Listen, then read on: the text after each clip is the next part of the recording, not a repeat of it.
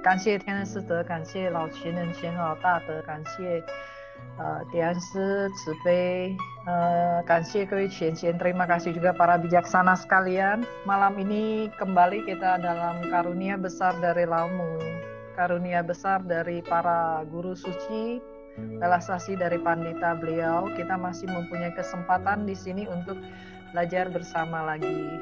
Seperti apa yang tadi disampaikan oleh pandita beliau, bahwa setelah belajar Dharma Hati yang paling penting adalah mau mempraktekkan dan terus mengulangkannya, karena ini adalah sudah menjadi PR bagi kita. Kalau sudah paham tidak dikerjakan, maka apapun yang dipaham itu akan hilang juga, akan kembali ke nol juga. Bab berikut ini adalah bab 10 tentang Xiante, kebajikan Luh misterius. Chen Jiangshi beliau ini adalah seorang pembina yang luar biasa sekali. Beliau komplain dengan Hou Xie, mengatakan bahwa bab 9 penjelasannya belum sempurna. Ketulusan hati beliau dalam belajar kita patut untuk angkat jempol ya. Karenanya itu Hou Xie menjanjikan bahwa penambahan pada chapter 9 akan dilakukan pada minggu depan, karena minggu ini kebajikan misterius ini adalah chapter yang paling penting dari Tao Te Ching, karena menghubungkan chapter ini kepada chapter-chapter berikutnya, bab-bab berikutnya. Chapter ini adalah porosnya. Jadi mengapa disebut misterius? Misterius itu karena kita belum paham, karena kita belum mengerti. Sesuatu yang kita belum paham, kita belum mengerti, tentunya misterius, tentunya gaib.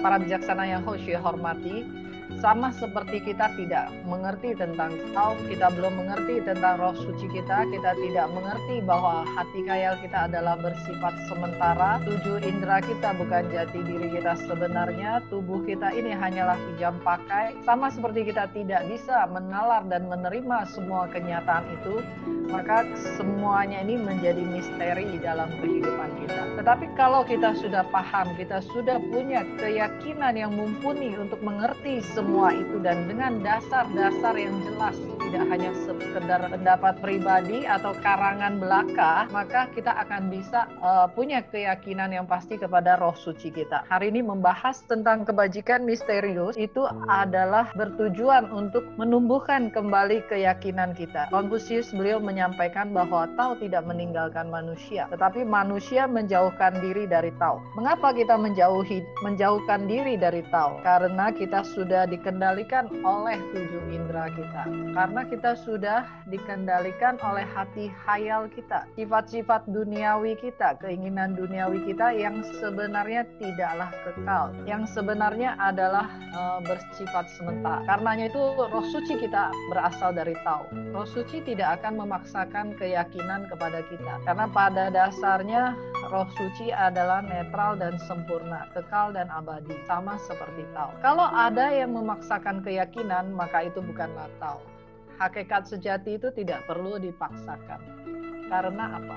Karena hakikat sejati Tao itu sudah ada sebelum kita lahir. Karena polo miao zihui kita, kearifan sempurna kita, bukannya bisa didapat dan dipelajari di dunia. Sehingga untuk apa keyakinan ini harus dipaksakan? Tetapi ini adalah sesuatu yang memang harus dimunculkan dari dalam diri kita masing-masing. Para bijaksana yang Hou Xie hormati, manusia di dunia ini oleh sebab itu dikatakan dungu, itu karena selalu menimpakan kesalahan dan kebodohannya pada orang lain, tetapi kemudian menghukum dirinya sendiri. Karena ketidaktahuan kita gagalkah, kita tidak sukakah, tidak senangkah, kita selalu berusaha menyalahkan orang lain, dan kemudian playing guilty, kita menjadi orang yang kayak dijahati, disakiti. Kita menggunakan 7 indera kita dan 3 kesadaran kita untuk membuat orang lain merasa tidak enak dengan kita, untuk membuat seolah-olah kita ini adalah yang paling malang, yang paling disakiti. Itu adalah sifat dungu manusia. Karena itu manusia tidak habis-habisnya bermain dengan karma dan tumimba lahir. Laomu berrealisasi, menurunkan Tao ini dengan perjuangan dari para pembabar yang tidak main-main, berkorban segala-galanya hanya untuk meyakinkan diri kita, hanya untuk membebaskan roh suci kita, hanya supaya kita bisa kembali kepada kapasitas kita yang sebenarnya. Asal kita awalnya adalah Buddha yang datang dari nirwana. Karenanya itu kita setiap manusia mempunyai bakat kebudahan, bakat untuk mencapai kebudahan.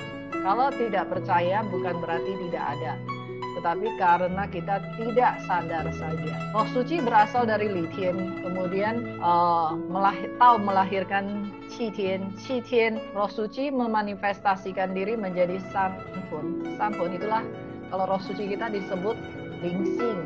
Kalau San Hun itu disebut hati atau Xing. Jadi di sini kita suka tidak bisa membedakannya antara Xing dengan Ling Xing. Memang Xing atau roh suci kita, hati asal kita itu memang sama San Hun ini adalah sama. Tetapi setelah roh suci kita memanifestasikan dirinya menjadi Hun. Hun ini pun bukan sesuatu yang kekal. Yang kekal hanyalah roh suci kita. Tapi adalah sesuatu yang positif juga. San Hun itu adalah kesadaran atau alam sadar kita. Disebut Sen Hun. Kemudian Jie Hun, bawah sadar kita. Jie Hun itu kesadaran perasaan kita. Kemudian Ling Hun, kesadaran bawah sadar kita. Kesadaran Sen Hun kita ada di otak. Kesadaran Jie Hun kita ada di jantung. Kesadaran Ling Hun kita atau bawah sadar kita yang kita sebut Xing itu, hati itu ada di lever. Kemudian telah 3 kesadaran masuk dari Qi Tian ke Xiang Tian. Qi Tian itu adalah alam hawa, surga, kemudian masuk ke Xiang Tian, alam dunia, maka beradaptasi selama 49 hari masuk ke Qi Po. Qi Po itu adalah 7 indera. 7 indera itu adalah mata, telinga, hidung, lidah, tubuh, dan pikiran. Bukan limpa ginjal, maaf. Ada pikiran. Maksudnya ini adalah 6 indera yang kemudian 6 indera ini menciptakan Qi Po. Qi Po itu adalah Sinu, Aile, senang, marah, sedih, suka, benci, cinta, dan keinginan kita. Itu yang disebut dengan Qi Po. 7 indera kita akhirnya membentuk 7 sifat atau 7 karakter diri kita. Setelah terbiasa dengan 7 indera kita, 7 indera kita ini merajalela. 7 indera kita ini yang tadinya hanya indera, kemudian menguasai 3 kesadaran kita. 3 kesadaran kita yang dikejar di dunia ini hanya tahta, harta, nama, cinta. Senang, bahagia, dan yang indera ini hanya bermain-main di sana. Akhirnya menciptakan karma dan tumimba lahir. Kita lihat dari 7 indera, kemudian ke kesadaran yang ke-7 yang disebut monas vis nana, itu kesadaran pikiran atau alam sadar kita. Ini yang ke-6 dan ke-7 inilah yang kita sebut kepintaran. Karena dia ada di otak. Jadi itu adalah kerja otak kita. Pintarnya bukan main. Tapi karena ada kepintaran ini, maka terbentuklah 4 keakuan, sifat keakuan. Yaitu saya, kamu, dia, dan mereka. Kemudian di bawah pengaruh dari dualisme, kita tidak sanggup mengendalikan dan memahami dualisme secara seimbang, maka kemudian terciptalah suka tidak suka, atau cocok tidak cocok, benci atau cinta, terciptalah semua itu. Kesadaran pikiran kita ini termasuk yang kita sebut pintar, kepintaran. Jadi kalau orang membina diri, seseorang pembina mengandalkan pikirannya untuk membina diri, kepintarannya untuk membina diri, sebenarnya tidak akan berhasil mencapai kesempurnaan. Karena kesadaran pikiran ini justru yang menjebak kita. Kepintaran kita ini justru yang menjebak kita. Sifatnya juga tidak kekal. Kemudian yang ke-8 itu adalah kesadaran bawah sadar kita atau Ling Hun kita. Kalau tadi adalah Jie Hun, sekarang adalah Ling Hun kita. Ling Hun kita ini polos dan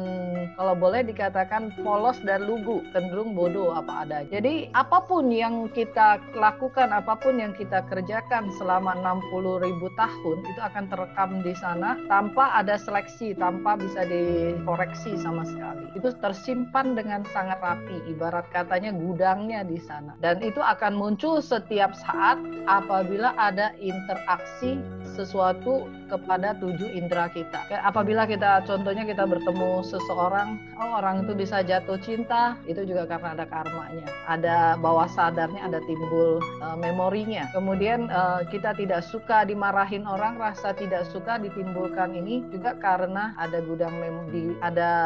di gudang memori bahwa dimarahi itu tidak enak. Contohnya seperti itu. Jadi para bijaksana yang Hoshie hormati, Linghun kita ini yang sangat berperan dalam kehidupan kita ini. Inilah yang harus kita bereskan dari kehidupan kita sekarang. 60.000 tahun punya karma, kita akan bereskan dalam satu kehidupan ini.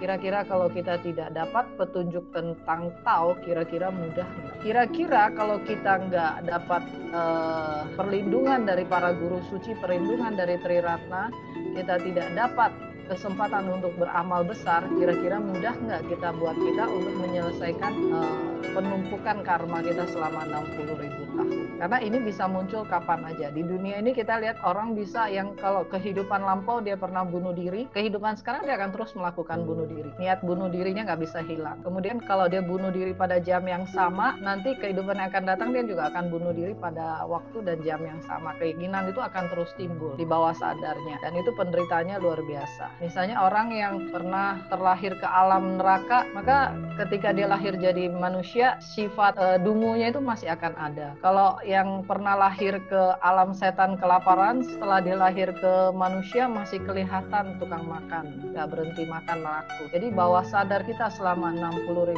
tahun ini mencatat semuanya dengan sangat rapi sekali.